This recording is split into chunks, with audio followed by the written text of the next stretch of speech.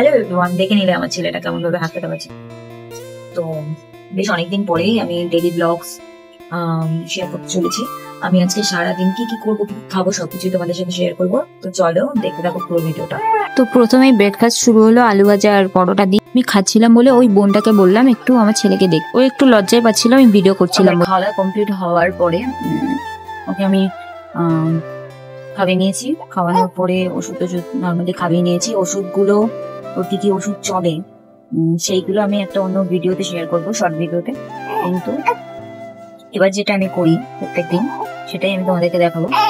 এখন আমি যেটা করি সেটা হচ্ছে ওকে মাসাজ দিই, বডি মাসাজ দিই এই অয়েলটা দিয়ে।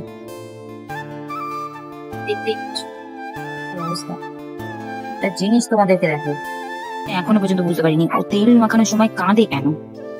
আমি কদিন ধরে লক্ষ্য করছি ওকে যখন তেলটা আমি গায়ে দিই তার আগে পর্যন্ত কিন্তু সবকিছু ঠিকই থাকে, কিন্তু যেই বডিতে তেলটা মাখাই তখনই ওর কান্নাটা শুরু হয়।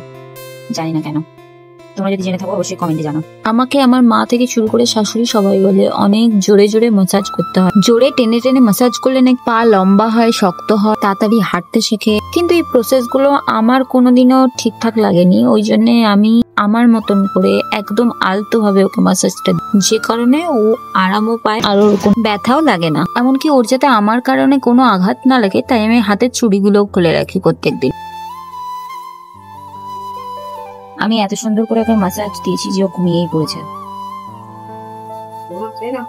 ওকে মাসাজ দিতে দিতে আমি দুটো ডিম সিদ্ধ খেয়ে নিই, যেটা আমার সকালে খাবার কথা ছিল। তারপর ওকে স্নান টান করিয়ে এই দুটো ক্রিম ওকে মাখালাম। ওকে এই সেটাফিলের বডি লোশন আর এই ক্রিমটা আমি ইউজ করি, দুটোই ডক্টরই প্রেসক্রাইব করেছে। আর আমি মাসাজ আর এই বডি লোশন মাখানো খুব নরম হাতে, খুব একটা প্রেসার দিই না, একদম তৈরি। ওই তো পুরো খেলার মধ্যেই আছে এখন। তো চলো এবার আমি ফ্রেশ হয়ে নিই, আমি স্নান টান করে নেব।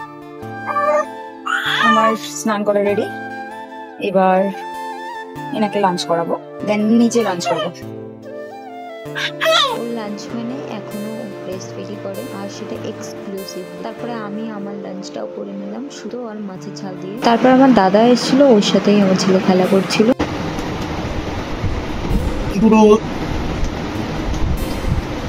তারপর সন্ধ্যার দিকে চলে গেছিলাম আমরা একটা রেস্টুরেন্টে। আমরা মানে আমি, আমার বোন আর একটা বৌদি কাম বান্ধব, আমরা তিনজনে গিয়ে ওখানে কিছু স্টার্টার আইটেম খেয়েছি। বেশ অনেকটা পরিমাণে খাবার খেয়ে নেওয়ার আর ডিনার করতে ইচ্ছা করে, তাই বাড়িতে এসে ছেলেকে খাইয়ে ওকে ঘুম পাড়িয়ে নিজেও ঘুমিয়ে পড়লাম। টাটা।